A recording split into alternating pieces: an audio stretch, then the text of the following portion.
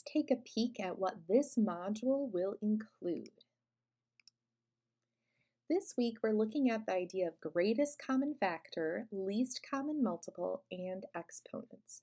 Notice GCF stands for greatest common factor, LCM is least common multiple, and of course exponents, things like squares, cubes, to the fourth power, to the fifth power, even negative exponents we're going to look at.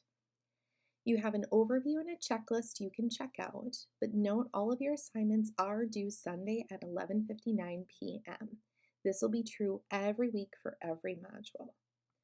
First, I'm going to have you go in and look at a Desmos activity on greatest common factor and least common multiple.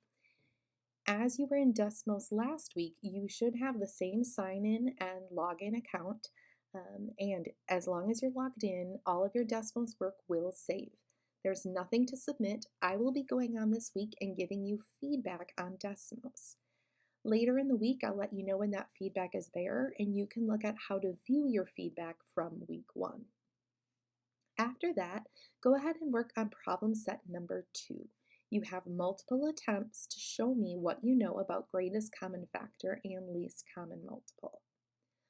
From there, these last 3 assignments into a project include the looking at exponents and scientific notation. So first, you're going to look through some rules of exponents and complete a dominoes activity. With that, you're going to talk a little bit about big and small numbers and try to tell me more about scientific notation, looking for real-world examples that you'll put onto a PowerPoint. And then lastly, you have a big start to your project here. One of your projects is on teaching the properties of exponents. You will get a choice into which property of exponents you want to describe. So let's look at what this teaching project entails. The exponent spreadsheet will give you the opportunity to explore the different exponent properties. It is first come, first served. So you're going to find your group, and after you figure out which group you're in, go to that tab in the exponent spreadsheet and sign up for your property. If you're the last person, I guess you don't get a choice. When you put things into that spreadsheet, make sure that you're going to open the link so anyone can view.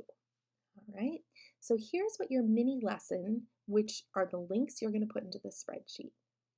You're going to talk about a possible misconception students would have relating to your assigned law of exponents.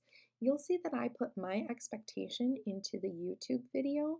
However, you could just take a screenshot of your work showing a misconception or describe the misconception in words, whatever makes sense for you. You're going to create a 3 to 5 minute video of you teaching why your rule is valid, right? This is kind of like a proof of why the rule works. With that, I don't need to see your face. The video can just be a screen recording similar to this, and I'll give you some tips down below about that.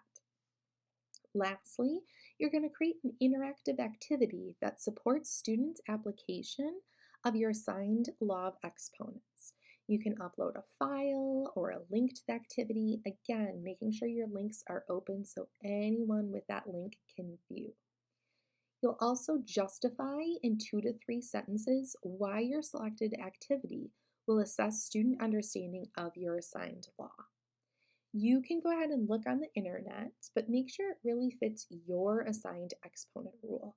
I don't want you going out to Teachers Pay Teachers and paying for this. There's so many great activities, things that you could do, like a maze activity, a riddle, a matching game, bingo. One of the games I have you do is a dominoes. So any type of juicy activity, and it's classroom ready. Okay? So you have 1 week to work on this project and post it to your group's spreadsheet tab. I have given you some resources. Please watch my negative exponents video. Again, I don't care if you put me on 1.5 or 2 speed so I sound like a chipmunk. It is 7 minutes, but it's going to help you see like what a proof is and what I'm looking for. All right, you also need to watch the video as part of your content understanding. I added my misconception into the video. Again, you don't have to. But note, you need to complete this because in our next module, your other classmates will learn proofs by watching your video and giving feedback. And as always, I think we should give back to teachers, so your activities will be shared with some of my local middle school friends who are really excited. And if you're struggling to know more about your proof, what you need to show, what is your law, here's some different resources, some curriculum you can explore. Here's your project rubric, again, kind of on that 3-2-1, or I doubled it, 6-4-2.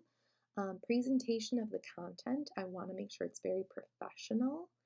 You do show a misconception and how it's related to your assigned law. The video is solid mathematically, also uses appropriate terminology and notation, and then that exponent activity is interactive and complete. So how did I record my video? Well, one way you could do it, I used our whiteboard app on Microsoft. You might have to go in and look for more apps, but there is a whiteboard app. Then I used a screen recording tool. I have a Mac, so I used QuickTime. Here was the whiteboard that I set up initially. I had the number string I wanted to use as my proof. I had ready to show where my rule was going to go, and then my misconception.